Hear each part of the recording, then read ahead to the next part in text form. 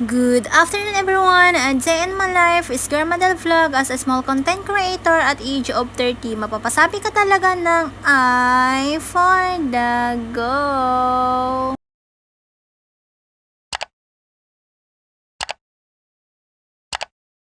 Hello guys! Good afternoon! So ngayon naglagay lang naman po ako ng lip tint sa aking lips.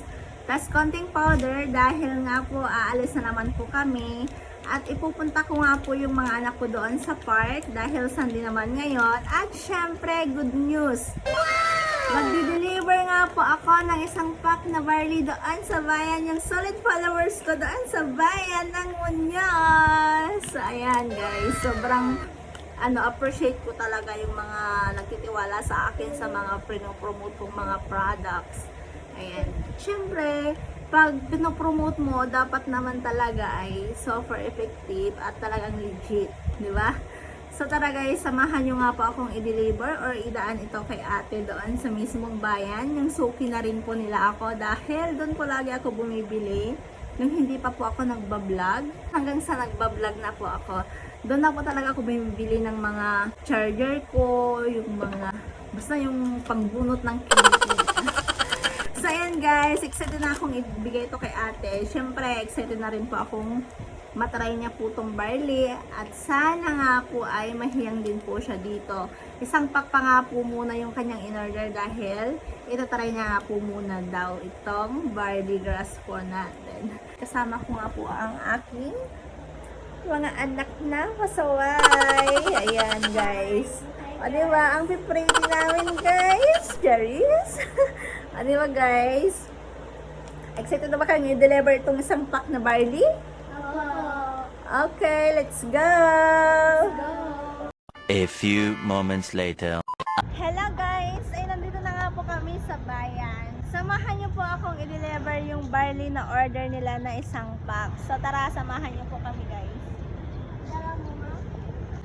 Social nila guys, no? Taga-video ako. Kahit mainit. Let's go! Pakiding-kinding pa yan yung batong maliit na yan.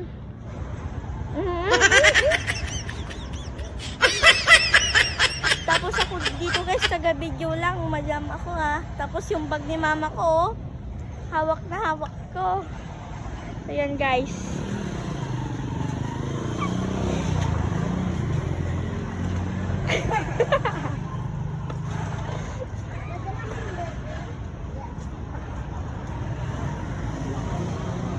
Init.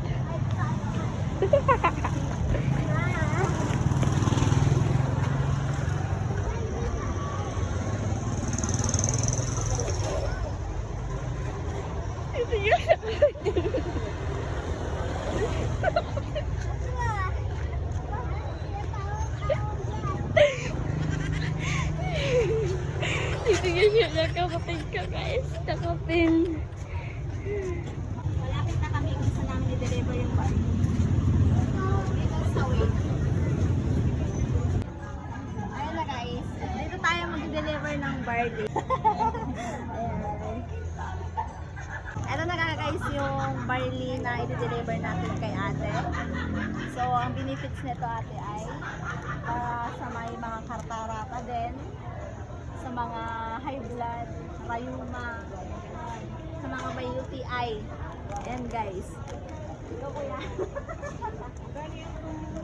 Kahit 200 na lang. Hayaan mo na yung 7. Discount na lang yung laman. Discount na lang niya po yung 7 pesos.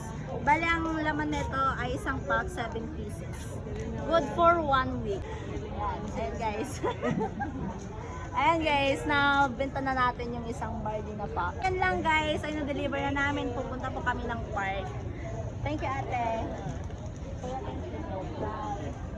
More thank you nga po pala kay Ma'am Rayhana na nagtiwala po sa atin, lalong-lalo na nga po sa products na pinopromote po natin. Shoutout na nga rin po ang kanilang store na Rayhana Store dito lamang po sa loob ng palengke ng Science City of Muñoz, Nueva Ecija. May mga iba't iba nga po silang paninda like case ng phone, charger, school supplies ng ating mga anak, may mga bag, payong, etc. Marami pong pagpipilian. Kaya super thank you po ako sa mga bumili po sa akin. Pangalawa na nga rin po si Ate Rayhana na bumili sa akin ng products na barley grass. Shoutout ko na nga rin po si Jubel Lobato na bumili nga po sa atin ng barley Hindi grass. ko na nga lang po na videohan dahil nga po yung anak ko nga po yung mismong nag-deliver sa kanya. Dahil sa mga araw na yun, nung nag-deliver nga po yung anak ko sa kanya, ay sobrang napaka-busy ko nga po dito sa aming bahay. Kaya sobrang appreciate ko po sa mga taong nagtitiwala po sa akin. I-bless pa po tayo ni Lord palagi. Nakakatuwa lang kasi or nakakataba po ng puso ng mga taong nagtitiwala po sa atin. Sana Lord, tuloy-tuloy na nga po tong pinapangarap ko at makapag-promote pa nga po ako ng iba't ibang products. Basta alam kong legit at super effective ay go ako dyan. Ay, for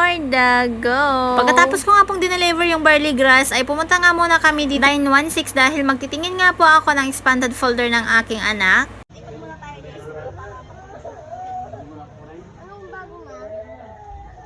Kailangan namin ng toothpick doon sa bahay, guys. Kaya bibili ako ng toothpick para sa aming ngipin.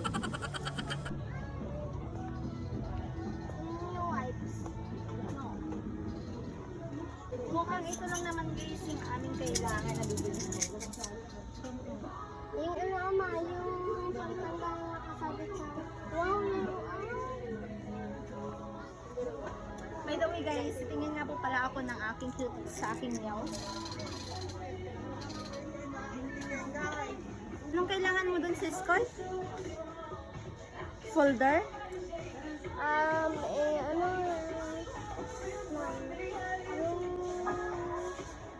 yung kulay red yun. Kaya nga, Sa TikTok, di ba sinetch mo yun?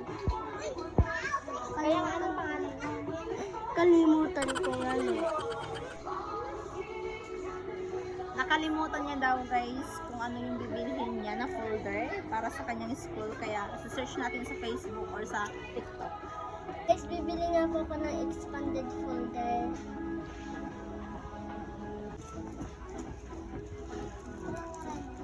Portfolio yan. Yung paganto yung... Kaya nga, ang expanded folder like this, right? Ito, ganito. Yes. Kaso nga lang walang color red. So, ang kukunin na lang natin, ito na lang kulay orange. Bawal. Bakit bawal? Ito nga yung meron eh. Ito lang natin dyan sa... Ayun, black. Yung bawal nga. Ganito po talaga itong bunso ko kapag anong kulay nga po yung sinabi ng kanyang teacher ay susundin nga po talaga niya. Ay ayaw nga po talaga niyang bumili ng ibang color. Dahil wala nga pong color red na expanded folder dito sa 916 na pinagbibilhan po namin ay hindi na nga po talaga kami bumili. Sabi ko nga sana ako ay mag-order na nga lang po ako sa TikTok kaso nga lang until now ay hindi pa nga po ako naka-order. Guys, di kami nakabili ng expanded folder ng aking anak dahil nga po kulay red nga po ang kailangan. Kaso nga lang wala silang color red dito sa 916 Training Corporation. Dito lang naman sa bayan ng Science City of Muñoz, Nueva Ecija. So, pupunta na po kami guys doon sa park. Let's go guys. Ay, babayaran ko pa pala. Nakalimutan na ni mama. We'll try before we buy. Aray! Kabilang counter ko, counter 2. Counter 2. Doon tayo sa kabilang counter. Guys, trinay ko lang naman itong channel na binili namin. Para naman sa ganun ay okay na po yung aming mabiling channel. Ito dalawa, bumili na akong dalawa. Balik 20 pesos nga pang isa. Wala siyang mapag-anuhan kaya guys, sa kilay ko na lang.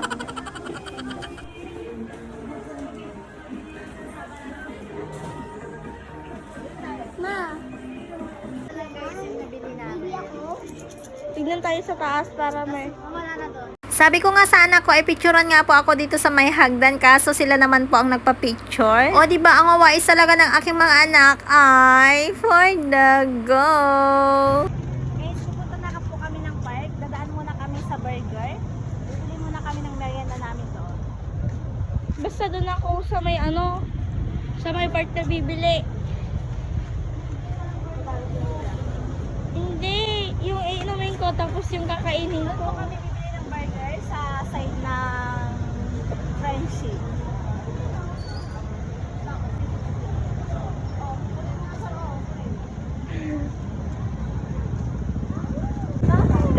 Parang may naamoy ako hindi maganda.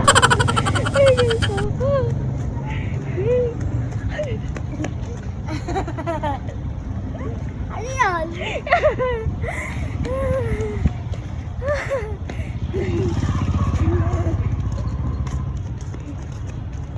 Ano?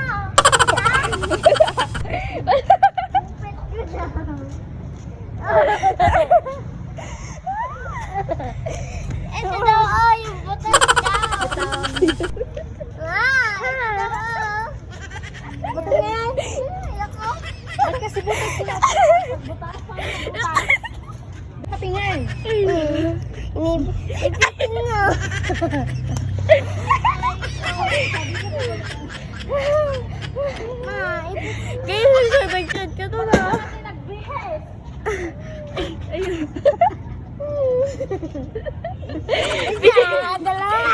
Guys, hindi namin talaga alam na may butas po yung pants ng anak ko. Nilagyan lang naman po niya na pin. Basta alam ko yan kanina pa. Ipitin mo na lang ganyan.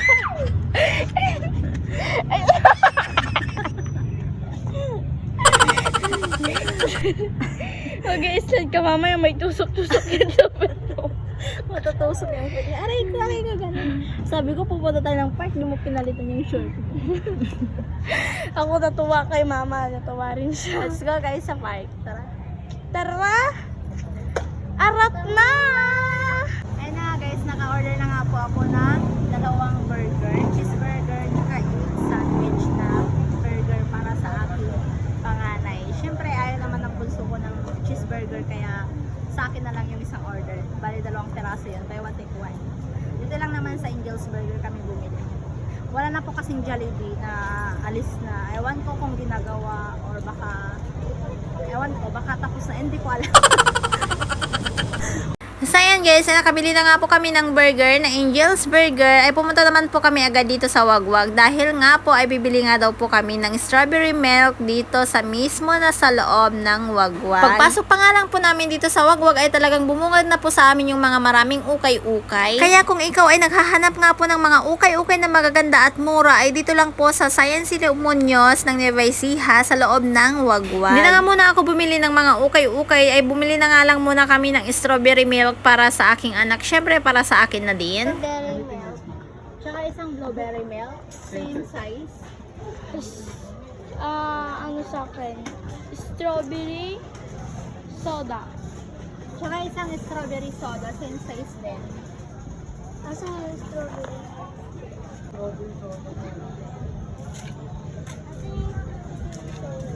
Ito po talaga yung pinakagusto kong paborito kong inumin kapag pumupunta nga po ako dito sa Wagwag. Wala na nga po akong ibang iniinom kundi ang strawberry milk. Kami lagi bumibili ng aming iinumin sa tuwing pumupunta po kami ng Wagwag.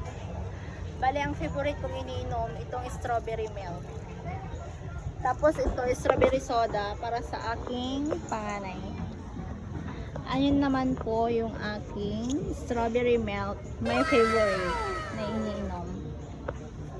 So ayan guys, nag-ask si Kuya kung ano po yung page natin sa Facebook. May ano na naman tayo, solid followers tayo sa Facebook natin. Eto po Kuya, pa-follow na lang po ako. Yan. Ayan guys, nag-follow na yan si Kuya. Thank you Kuya, thank you. Ayan si Kuya, solid followers na naman po. Apa. Baka may gusto kong i-shoutout mo yung page mo. Okay lang. Shoutout po sa Coffee Louis ito po. Coffee Louis. Ayan daw guys, Coffee Louis. Dito lang po sa loob ng Wagwag, ng Science City of Muñoz, Nueva Ecija. Ayan, Coffee Louis. Punta na po kayo dito, arat na. Thank you. Bye po Kuya, thank you. So ayan guys, so dagdagan na naman ang aking followers na isa, di ba? Nakakatuwa lang ng puso kasi nga po kahit nakikita po nilang nagbibideo ako, then tinatanong po talaga nila yung aking Facebook account. Syempre nagpa-follow naman po sila, kaya nakakataba ng puso kahit hindi pa po tayo gaanong sikat dito sa Facebook, di ba? Marami pa rin pong gustong mag-follow sa atin, kaya thank you sa lahat. Salamat po. Coming to Palengke guys, dahil nga po ang park dito ay nakasarado. So tignan nyo naman. Dito lang po sa tapat ng police station. Then may mga gym po dito. So pupunta na lang po kami ng palengke. Let's go guys. Tignan nyo naman yung mga mukha ng aking mga anak kanina ay ang saya-saya nga po nila. Ngayon ay sobrang lungkot na nga po ang kanilang pagmumuka dahil nga po hindi nga po sila nakapaglaro doon mismo sa park. We don't expected talaga na nakasarado pa rin ang park ngayon. Sa tagal na nga po kasi ng months na hindi nga po sila nakapaglaro doon sa park, kaso nga lang ay nakasarado pa rin hanggang ngayon. But I tell my daughter na don't be sad dahil nga po mag-o-open din yun soon. Kaso ay hindi po pa rin po may pinta yung kanyang pagmumuka, nakasimangot pa rin dito yung aking bunso. Kaya I don't have choice, sabi ko nga sa kanya, at pumunta na nga po kami dito sa loob ng palengke para naman sa ganun ay makabili na nga rin po kami ng aming ulam. Bumili nga po pala ako ng paan ng mga manok dahil nga po nainganyo nga po ako sa sobrang ganda at ang lalaki nga po ito. Ang per kilo nga po ng mga paan ng manok dito sa palengke ay 130 pesos. Bali, bumili lang naman po ako ng worth 80 pesos. O diba, nagtipid pa ay for the go. Kailangan po talaga namin magtipid dahil nga po ay napakataas na nga po talaga ang mga bilihin dito sa Pilipinas. Ikaw na lang talaga ang hindi minamahal. Ay, for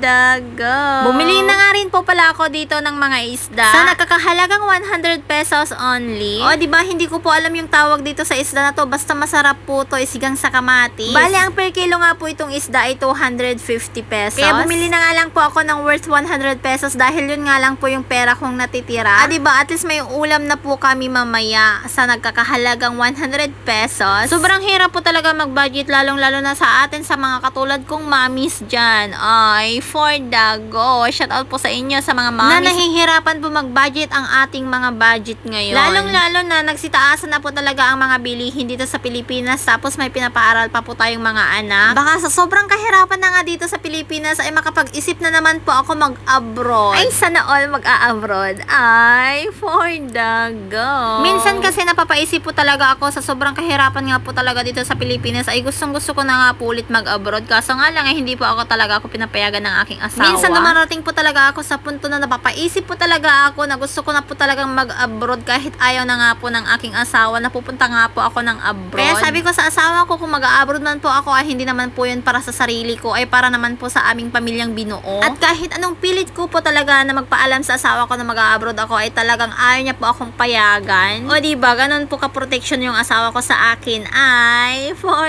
the go. Hindi ko nga po alam kung protection po ba yun or ayaw niya lang pong mawala ako sa kanya. Ay, for the go.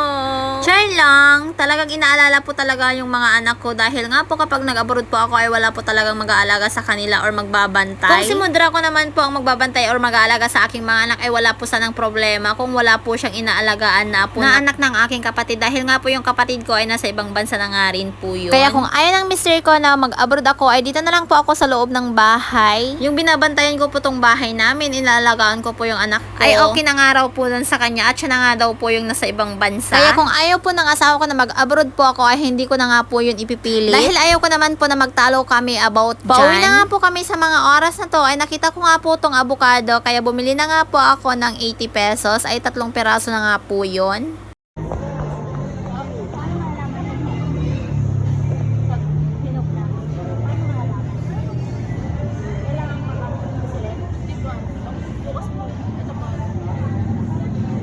Guys, may naalala ako.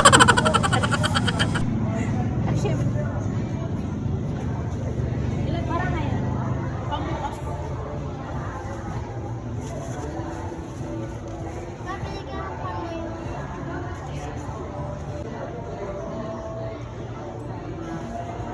Marami na yung avocado na pwede na naagad ko ako kanina. Dapat po kayo makakapag. Ayan guys, so wala, naubusan kami ng hinong.